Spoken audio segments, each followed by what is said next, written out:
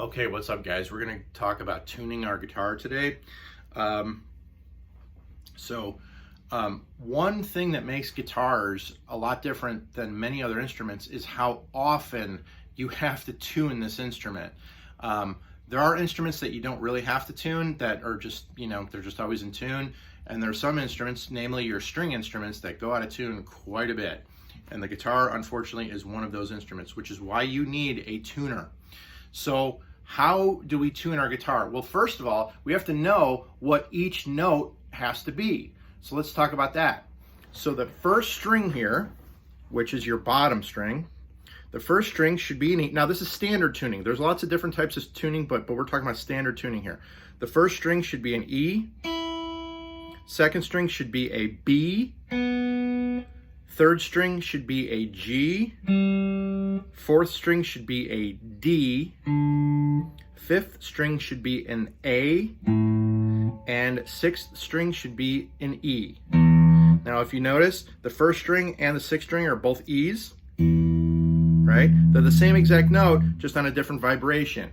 So these two notes are both E's, but they're 2 octaves different from each other. And we can talk about octaves in a different in a different video, but it is very, very, very difficult to tune your guitar by ear. I highly do not recommend it. I've been playing guitar over 30 years and I cannot tune my guitar by ear.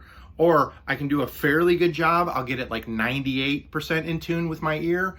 But if I use a tuner, it's 100% perfectly in tune, and all your chords are gonna sound great.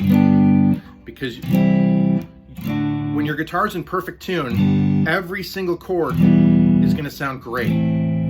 That's why you need to get it in tune with a professional tuner, like an actual tuner. Now, when I was younger, when I was first starting guitar, they made manual tuners, and it was actually a needle that would go back and forth that would tell you how many vibrations you're at. So I believe an A is 440 vibrations per second or something like that. And if you set it to A, it would tell you, oh, you're at 438 vibrations per second, which means that you need to tighten it up a little bit to get up to 440. Well, nowadays, all of your tuners are going to be digital, and that's fine. But your tuner is going to tell you, okay, you hit a note here.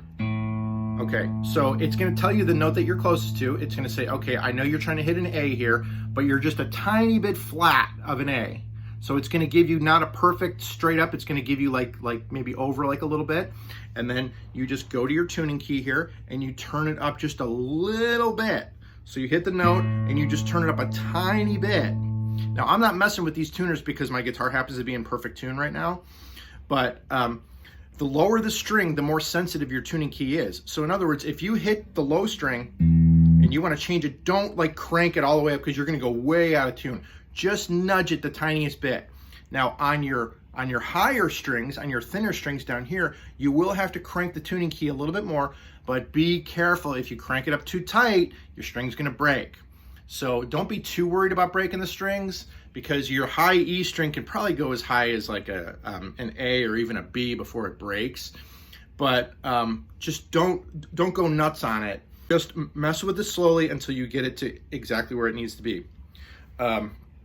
Now, what you're going to notice with guitar strings, especially when you have new strings, you are going to want to tune your guitar like sometimes once an hour, depending on how new the strings are. The newer the strings, the more they go out of tune. And the reason for that is when you tie your strings down here, they'll have like a little bit of slack around the tuning key. And as time goes on, that slack is going to tighten up. It's going to get tighter around here. So as the string gets tighter around the tuning key, it's going to loosen on this part. And so then you're going to have to fix it later. Also, when you're playing and you're bending notes,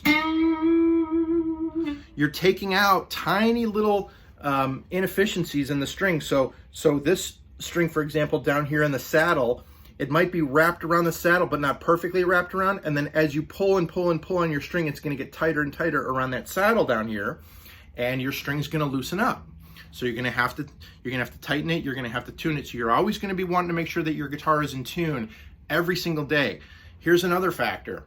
When you play your guitar, say you play it at night and it's in perfect tune, absolute perfect tune, and you know it's in perfect tune, and then you put it down for the night and you come back the next morning and then you start playing it and you're like, oh wow, this thing's out of tune. What happened? How could this guitar go out of tune overnight? Well, I can tell you, your guitar neck is made of wood.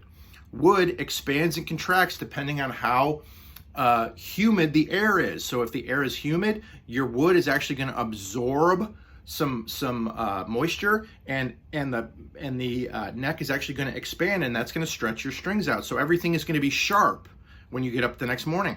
Or if you lose a lot of humidity overnight, your guitar neck is going to contract a little bit. If it contracts, all your strings are going to be flat. So it's very important to constantly make sure that you're in tune, and to know what strings should sound should correspond to what notes. So again, starting from the bottom, we got E, B, G, D, A, and E.